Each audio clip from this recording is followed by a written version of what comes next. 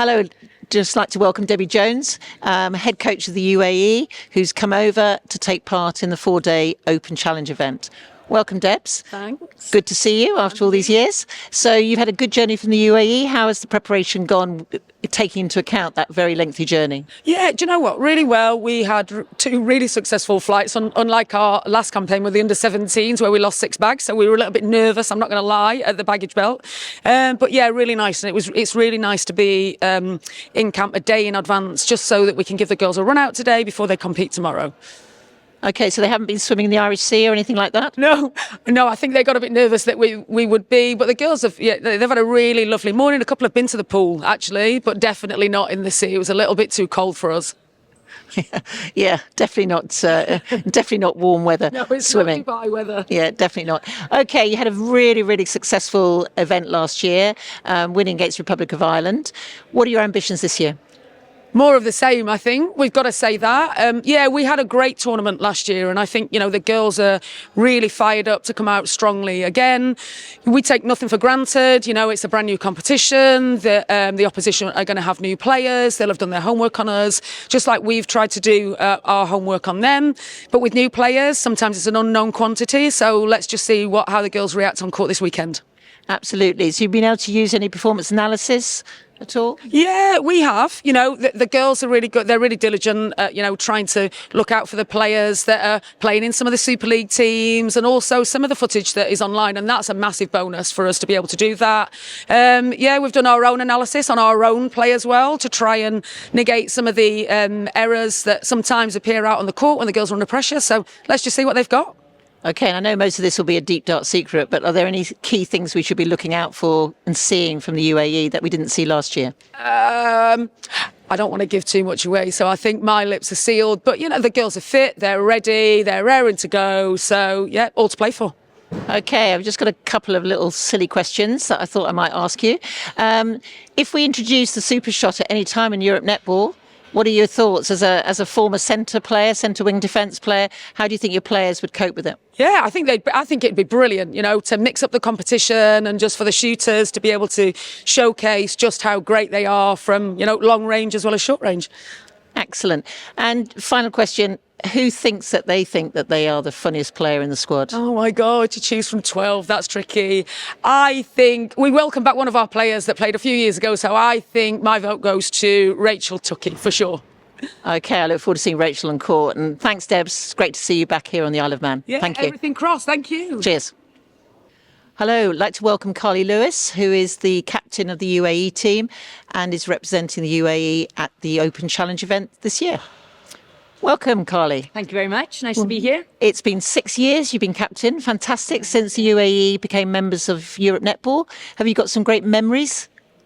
Absolutely, yeah. Lots of great memories. Obviously, returning back to the Isle of Man is always great. Obviously, coming back with a fresh squad this year and looking to sort of capitalise on our performance in Cardiff last year and really look to push on for the gold again this year and defend our title. Yeah, you mentioned it was a great win. I mean, you obviously had exciting. It was a loss against the Republic of Ireland. Then you came back and beat them in the final. So they are clearly also looking for revenge in a positive way. So what are the kind of training that you've been doing back in the UAE in order to prepare for this 4 days?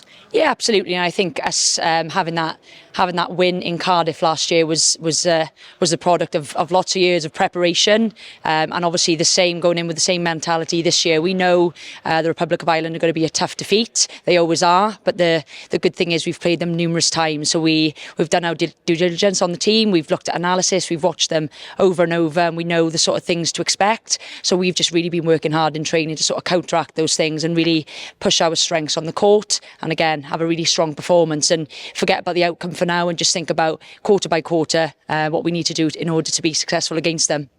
Exactly. No, it's really important, isn't it? Look at processes rather than the outcome all the time. Talking about you as a captain then and how you actually manage the players, obviously trying to give the coaches as much support as you can, but what are the key things that you've learned over the years as captain and how you gel a team and how you manage them off the court as well as on the court? Yeah, I think that's a really important thing, and a role and a responsibility I take really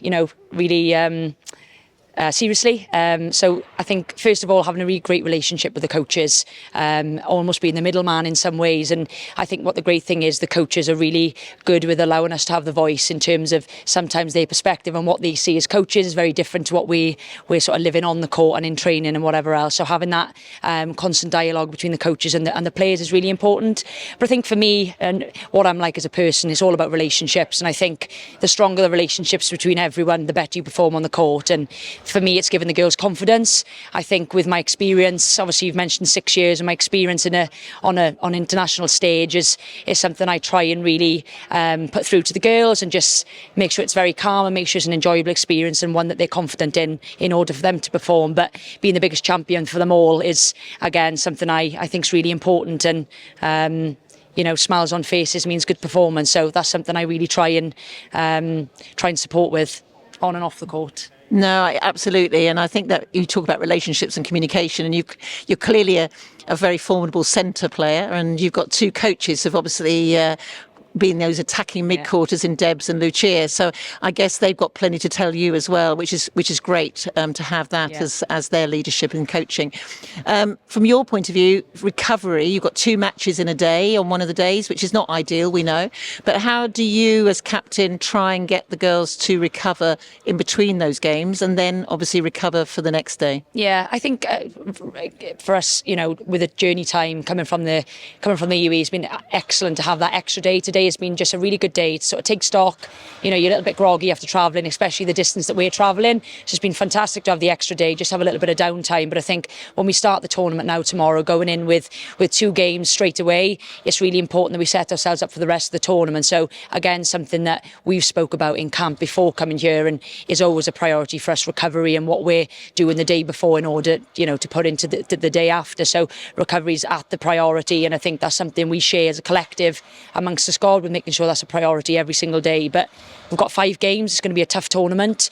I think a great thing now is obviously, we are confident in every 12 members to get on the court. And I think with the new rules, with the sort of rolling subs, that's sort of what we've been training for, is just making sure that intensity and high is knowing as well when you're on the bench, you can come on at any given moment. So I think that's been a really great addition to the sort of rules, just keeping that intensity all the way through and just making sure when you have the opportunity, you're ready. So yeah, that's something that's really been important for us within our training camp.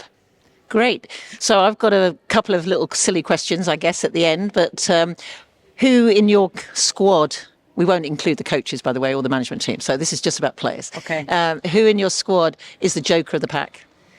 You sure you're not including the coaches?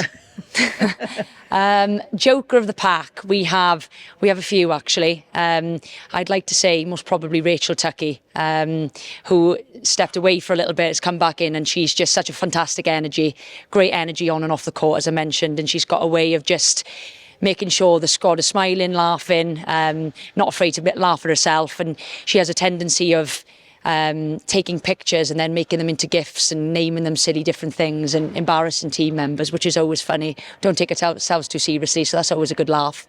Oh, brilliant. So, and from your point of view, who is the sort of the person who's got the best music, got the best tunes, and can sort of motivate you when things got to warm up again and so on? Yeah, well, I think it's got to be the tunes. It's got to be the younger girls, just because I'm a bit older and I'm not as down with the kids, but they always bring a good playlist. So Alana's been pretty good. Charlie Preston always bring the songs, but then we have to draw a line when Justin Bieber comes on. We draw a line at that. But yeah, I think everyone just chips in where they can, just making sure the energy's good on the bus to the venue, on the way home from the venue, and just generally speaking in camp. So there's a few of those, a few DJs.